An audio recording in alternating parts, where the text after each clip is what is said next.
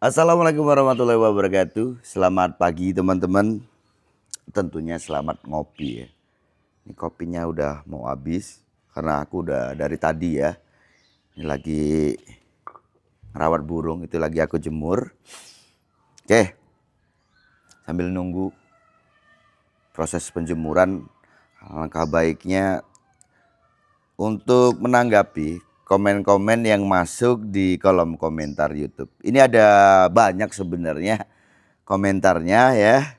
Tapi cobalah saya akan tanggapi untuk beberapa komen yang masuk di komunitas ya. Jadi ini ada di komunitasnya, nanti saya akan bacakan di situ satu persatu. Saya nggak akan pilih, random saja mulai dari atas ya. Ini dari Aras Khaturmuzi. Om Sanda, salam dari NTB. Saya baru pertama kali rawat MB, mohon solusi untuk MB saya. Om, bunyi hanya ngeriwing ngeplong sesekali saja. EF hanya jangkrik 14 pagi sore. Oke, kalau dilihat dari jumlah EF-nya ini kan tentu saja sangat banyak ya. Terbilang ini banyak, dan burung kalau dikasih EF 14 pagi sore ini kemungkinan besar ya burung itu agak males makan furnya. Tapi kalau dibilang full atau itu mencukupi kebutuhan hariannya, saya rasa belum. Artinya dia kalau dia sampai tidak makan furnya, ini dia makan 14 pagi 14 sore itu tentu saja itu kurang. Ya, itu kurang. Ini kalau dibilang tuh nanggung gitu ya. Dibilang dia cukup enggak gitu ya. Terus kalau dia itu dikasih segitu itu biasanya furnya enggak dimakan. Itu. Om coba gini aja Om. Kamu kan pengennya burungnya gacor toh. Enggak perlu pakai 14. Kamu cukup kasih aja 55 aja lah. Tapi kamu tambahkan kroto. Ya kan? Kroto itu kamu kasih seminggu 2 kali. Insya Allah dengan seperti ini burungmu tetap lahap makan furnya dan burungmu tetap gacor. Itu ya. Jadi rubah saja untuk EF ini yang 14 ini tadi. Jadi kalau untuk settingan harian nih teman-teman ya. Ini yang paling umum saja. Yang sering saya bilang itu kan 3 ke atas 10 ke bawah. Untuk settingan harian. Ya, settingan harian itu pakai segitu.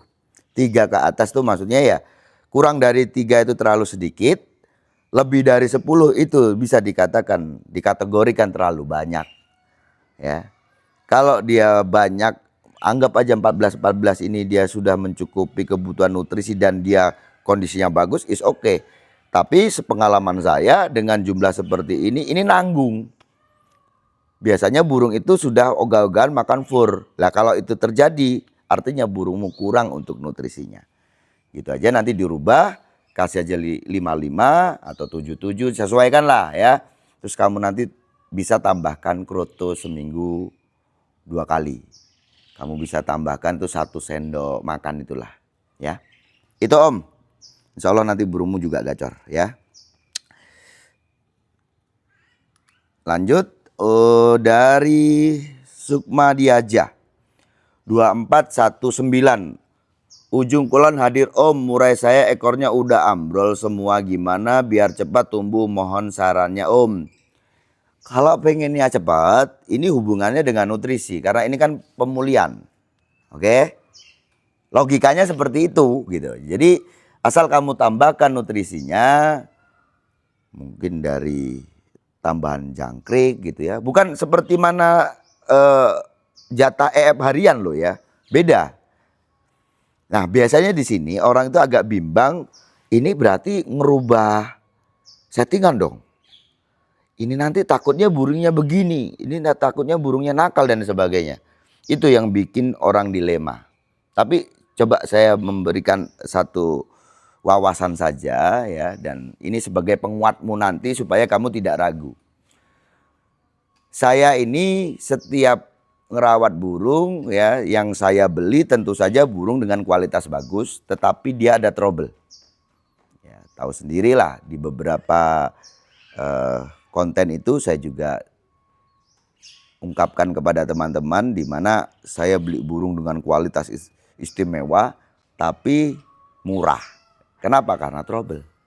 Nah, tugas saya sebagai pemilik dan perawat itu gimana caranya bisa menghandle burung itu. Oke? Anggap saja burung yang dia ada trouble di ciak. Sewaktu dia mabung, sewaktu dia fase menumbuhkan bulu, ya kalau untuk orang awam pasti dia akan memutuskan, oh jangan dikasih tambahan karena nanti burung itu ciak. Itu kan ya biasanya seperti itu. Tapi itu berbeda dengan saya. Kenapa seperti itu? Karena saya tahu kebutuhan burung itu apa. Ya, oke. Kalau kita tambahkan dengan takutnya burung itu akhirnya ciak, ya kita kan nggak nambah aja. Ada apa? Upaya lain. Kita udah tahu soalnya itu burung ada trouble. Apalagi untuk burung-burung normal, ngapain kamu pusing? Kalau burung ada riwayat yang trouble seperti itu ya tetap ditambahkan tapi burung itu terus dimandikan, dikontrol dengan mandi seperti itu. Itu Om ya. Jadi jawaban untuk pertanyaanmu gimana caranya supaya cepat numbuh ekornya, kamu bisa tambahkan nutrisinya. Bisa dari bisa juga tambahan suplemen. Itu juga bisa. Oke. Biar cepat gacor kamu bisa kasih numani. Numani itu bukan hanya penggacor tetapi juga dia akan memenuhi atau melengkapi kebutuhan nutrisi yang dirasa burung itu kekurangan. Multivitaminnya kah, ya kan, dan sebagainya. Tuh. Oke, lanjut. Ini dari Alwiardis 2915. Selamat pagi Om Sanda. Mohon dijawab, saya baru beli MB isiannya dan materinya banyak. Dan setelah ku bawa pakai kardus perjalanan malam, kira-kira perjalanan 7 jam. Sampai di rumah bengong, diam aja nangkring, gimana solusinya Om? Ya ini karena stres aja burungnya. Aman kok Om ya, yang penting penangananmu bener. Ya, anggap aja dia stres. Nah stres ini kan ada tingkat ringan, ada yang berat.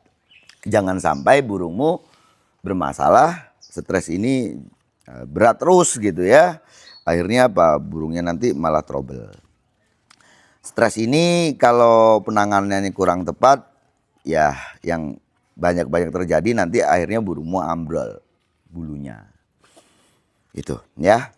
Sekarang apa yang perlu dilakukan? Kalau burung stres itu untuk beberapa waktu ke depan itu, jadi biarkan burung itu cepat beradaptasi juga dengan lingkungan yang baru ya. Dan untuk meredakan stres ini tadi, kamu nggak usah ngerawat dulu lah untuk beberapa hari ke depan. Jadi burungmu itu kau kan udah masukkan ke sangkar toh ya, entah kamu ablak atau kamu kerodong.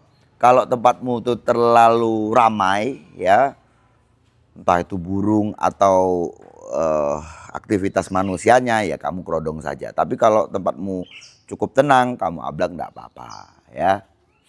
Itu nggak usah terlalu dipikirkan lah soal diablak atau dikerodong itu. Kalau nggak rame-rame banget gitu ya, nggak mengganggu burung itu, ya diablak aja nggak apa-apa. Tapi kalau dirasa, waduh tempatnya rame ya, nanti apa? Burung banyak tekanan akhirnya. Ya, dengan aktivitas yang terlalu ramai nanti burung banyak tekanan. Sehingga itu tadi akan nambah burung itu tambah stres gitu loh ya. Nggak selesai-selesai nih kasus stresnya. Itu. Nggak usah dirawat dulu. Nggak usah dirawat dulu, apalagi dijemur. Itu nggak usah. Untuk beberapa hari ke depan. Oke, memang rawatan itu bagus, tapi dengan keadaan burungmu yang lagi stres seperti ini tentu saja itu nggak bagus malahan. Ya, nanti akan kelamaan nanti. Kamu kan pengennya cepat soalnya. Oke, terus kasih makan yang enak. Udah nggak usah ngomong settingan dulu, kasih aja makan yang enak dulu. Umumnya burung suka kroto, kasih aja kroto untuk beberapa hari ke depan. Kasih aja banyak nggak apa-apa. Satu untuk pemulihan dia, kondisinya bagus lagi. Karena burung stres itu biasanya berdampak pada kondisi. Kondisinya biasanya nurun. Karena logikanya gini ya, burung di saat dia stres, ini umumnya itu nafsu makannya turun. Jadi kalau nafsu makannya turun, yang itu akan berdampak pada kondisi dia.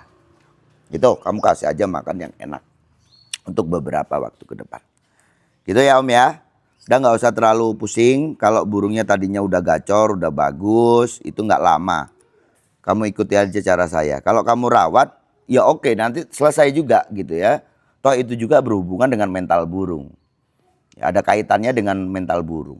Kalau mentalnya bagus, dia akan lebih cepat untuk beradaptasi. Burung itu kalau mentalnya bagus, dia akan lebih cepat beradaptasi. Gini, di beberapa konten saya kan membahas tentang minyak ikan. Ya walaupun itu tidak menambah mental burung, tapi setidaknya minyak ikan ini kalau kita kasih ke burung, burung itu akan cerdas. Segi motorik dia, ya, segi otak dia itu akan kualitasnya bagus gitu loh teman-teman ya. Burung itu tidak mudah stres. Burung itu khas ya, kalau dikasih minyak ikan itu dia tuh gampang untuk beradaptasi. Ya, itu karena hubungannya dengan otak.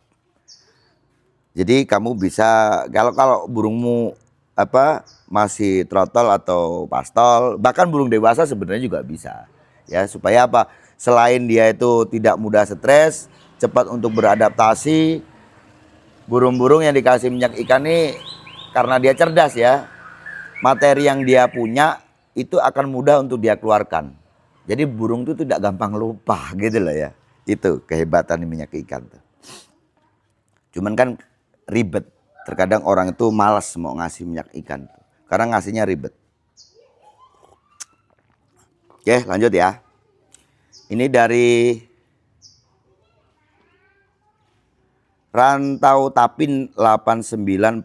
Mohon jawabannya Om. MB mabung saya 0F, waktu dokor tetap di 0F atau gimana? Kasih nutrisi. Jadi mabung itu siklus ya, tahunan burung. Jadi burung itu pasti akan mabung kurang lebihnya setahun sekali. Ini memang jatah dia. Nah, dalam proses mabung itu ada 4 fase.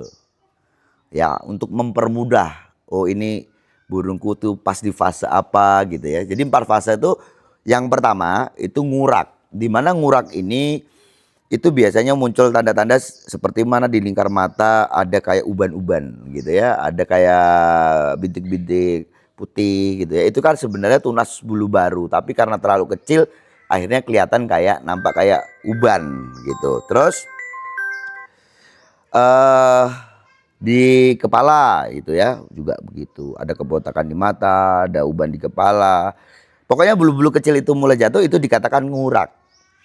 Nah, fase berikutnya yaitu ambrol. Ambrol itu di saat, ya kalau masalah waktu itu kan setiap burung itu biasanya beda gitu ya. Ada yang dia cepat gitu, dari awal tuh mulai tanda ngurak sudah ada, dia langsung ambrol. Jadi ambrol itu di mana bulu kecil dan bulu besar atau bulu yang dijatuhkan dengan jumlah yang cukup banyak itu dikatakan ambrol. Nah, fase berikutnya yaitu rebung. Jadi rebung itu di mana bulu yang sudah dijatuhkan pasti akan tumbuh, dan tumbuhnya itu tadi itu nampak kayak rebungnya bambu itu loh. Maka orang dulu itu ngomongnya, "Oh, burung saya lagi rebung." Gitu ya. Itu tumbuhnya bulu baru itu kayak rebung itu teman-teman ya. Karena bulu itu dibungkus lapisan lilin. Nah, kalau dia rontoknya cepat, rontoknya banyak, maka rebung itu nampak kayak serempak gitu. Nah, di sini biasanya di saat fase rebung ini kalau udah kelihatan gitu, itu lebih dari 60% total bulu yang ada itu sudah mulai dijatuhkan. Itu namanya rebung. Nah, ada fase berikutnya yaitu dokor. Di mana dokor ini biasanya nih bulu-bulu itu sudah mencapai 70% jatuh dan ditumbuhkan, dan dia menjatuhkan bulu ekor. Itu nanti kan sebagian bulu sayap ada yang belum jatuh itu. Nah, sewaktu fase ini anggap aja total dari bulu itu anggap aja 80% lah ya. Itu mulailah kamu kasih EF tambahan. Jadi bukan seperti mana EF harian, tapi lebih ke tambahan. Itu fungsinya apa? Untuk mempercepat proses tumbuh bulu dan juga untuk mempercepat kondisi dia, pemulihan untuk kondisi dia. Itu fungsi pemberian EF itu. Nah, pertanyaannya kalau tidak dikasih EF, apakah tidak tumbuh? Tumbuh. Ini jawaban saya nih, tumbuh. Tapi mungkin kualitas bulu yang ditumbuhkan itu kurang sempurna. Satu itu. Dua, kondisi dia itu pemulihannya agak lama. Maka sering terjadi di mana kasus-kasus ini yang sering ditanyakan, kenapa burung saya setelah mabung kok burungnya nggak on lagi ya, burungnya nggak nampil lagi. Ini kenapa? Udah dirawat kok nggak nampil lagi. Karena kalau burung itu gini ya, logikanya ya, di saat dia penumbuhan bulu, ini kan jelas nutrisi yang dibutuhkan. Saya rasa juga manusia begitu ya. Di saat ada pemulihan, dia membutuhkan banyak nutrisi. Nah, nutrisi kalau dia tidak ada tambahan nutrisi ini nanti, dia akan menguras nutrisi cadangan yang ada dalam tubuh. Ya, normal begitu. Nah, di saat dia sudah mentok, tentu saja cadangan yang dia ambil ini tadi harus dia penuhi lagi. Dan di saat itu khasnya di burung itu biasanya agak sulit untuk mendapatkan kondisi prima. Mungkin kalau dari mata saja kita lihat nih burungnya kayak nggak ada kekurangan sedikit apapun. Tapi ya itu tadi, kita nggak ngerti jeruannya seperti apa. Nah, biasanya ini umumnya saja, ini agak lama. Kalau orang yang paham, ya pemain-pemain yang paham, kan metode itu banyak lah. Pemain tuh nggak harus satu patokan bahwa oh saya harus dalam proses mabung itu harus 0 EF. Belum tentu juga. Ada yang dia itu malah di proses awal mabung dia jor itu EF-nya. Itu ada. Seperti itu ya. Ada yang dalam proses mabung dia tetap kasih EF. Tapi pengertiannya itu bukan karena soal seneng nggak seneng saja gitu ya. Tapi dia punya alasan dengan karakter burung itu. Satu contoh saja. Di saat burung proses dia ngurak ya, atau dia mulai tanda-tanda mabung itu sudah ada. Kalau burung ini tipikal burung yang dangkal birahi, burung yang responnya bagus atau dia punya karakter bagus. Ini biasanya nih kalau tetap di setting, tetap ada pemberian EF, ini biasanya birahi turunnya agak sulit, agak lama nih. Bahkan burung ini nggak akan turun nih birahinya. Akhirnya apa? Karena dengan didukung dengan karakter dia ini pengennya tarung terus. Dan ini loh yang jadi jebakan, di mana burung yang bagus itu malah sering terjadi apa? Kasus mabung kering. Apalagi ditambah pemiliknya nggak paham. Nah itu dikira burungnya tetap aja mau tarung gitu ya. Akhirnya tetap aja dirawat seperti itu. Padahal dia sebenarnya sudah waktunya ganti bulu. Akhirnya itu mabung kering. Oke, paham ya? Kalau dia tetap dikasih F, maka birahi tetap ada dan didukung dengan karakter dia tetap minta tarung terus. Dan itu yang akan menghambat proses ganti bulu. Percaya omongan saya. Gitu ya. Jadi ada alasan kenapa dia tidak dikasih EF atau dia di 0 EF dan sebagainya. Gitu ya. Untuk teman-teman yang udah paham, saya rasa ya dia juga mungkin gini. Dia punya 10 burung. Tidak semua burung itu terus sewaktu dia mabung dari proses awal dia tetap dikasih F, enggak. Dia pasti akan di burung yang lain dia juga akan perlakukan nggak sama gitu loh ya. Mungkin karena dengan karakter seperti itu ya dia tahu apa yang harus dia lakukan untuk memberikan 0 settingan. Ada yang burung agak sulit nih. Ya karakternya bagus tapi sulit nih, dia nggak mau jatuh-jatuh, udah bulunya kering, udah ada ngurak, nggak ambrol-ambrol, dijor itu biasanya EF-nya, jor EF terus digantangkan. Ya sebenarnya burung seperti ini kan kondisinya kurang bagus ya, menjelang mabung itu kondisinya kurang bagus. Dia jor, digantangkan, kondisi tidak bagus, maka burung itu akan sulit untuk melawan dan itu akan berdampak stres. Ini biasanya dilakukan untuk burung-burung dewasa ya. Kalau burung dewasa ini kan mentalnya udah teruji ya, jadi aman-aman saja. Ini tidak layak untuk burung muda. Kalau di burung muda seperti itu biasanya dampaknya nanti malah jatuh mental. Gitu ya Om ya. Nanti tambahkan aja EF-nya ya. Tambahkan kalau kamu ada ragu, kalau burungmu mungkin karakternya temperamen atau ini takut ada trouble ya kamu nanti mandikan. Itu juga boleh. Dalam kondisi dia dokor terus dimandikan tuh boleh. Ya. Memang normal terjadi di saat burung dokor mungkin sekian-sekian lah ya, berapa senti. Kamu mandikan kayak nampaknya kayak ekor tuh pecah-pecah. Akhirnya kamu takut kan gitu ya kan. Tapi tenang saja. Kalau nutrisinya yang masuk itu bagus. Burung itu kan sebenarnya bulu itu bukan kayak gini ya. Bukan kayak daun begini teman-teman ya. Dia itu ada struktur gitu ya. Berpisah-pisah dan dia itu ada yang melekatkan. Itu istilahnya itu apa? Yang merekatkan itu keratin kalau nggak salah itu ya. Yang melekatkan itu. Jadi kan sebenarnya bulu itu kalau bulu itu tidak nempel itu kayak itu loh. Kayak belara itu loh, apa namanya? Daun kelapa itu loh. Nah, itu strukturnya begitu sebenarnya. Terus dia itu lengket karena ada apa? Keratin. Ada minyaknya yang biasanya kalau burung itu mandi atau waktu didis dia gigit-gigit di ini di apa dekat ekor itu, ya itu kan minyak. Itu. Nanti kalau udah mentok dan burungmu itu dalam proses dia mabung, waktu menumbuhkan bulu itu dia mendapatkan nutrisi yang cukup gitu ya. Tak jamin wes, walaupun waktu dia dokor nampak kayak pecah-pecah, nanti waktu dia mentok itu akan rapi. Serius itu. Tentu saja itu orang yang berpengalaman yang paham soal itu ya. Oke, mungkin gitu aja dulu teman-teman. Ada beberapa pertanyaan tadi, 1, 2, 3, 4 ya. Nanti lagi lah ya. Nanti lagi.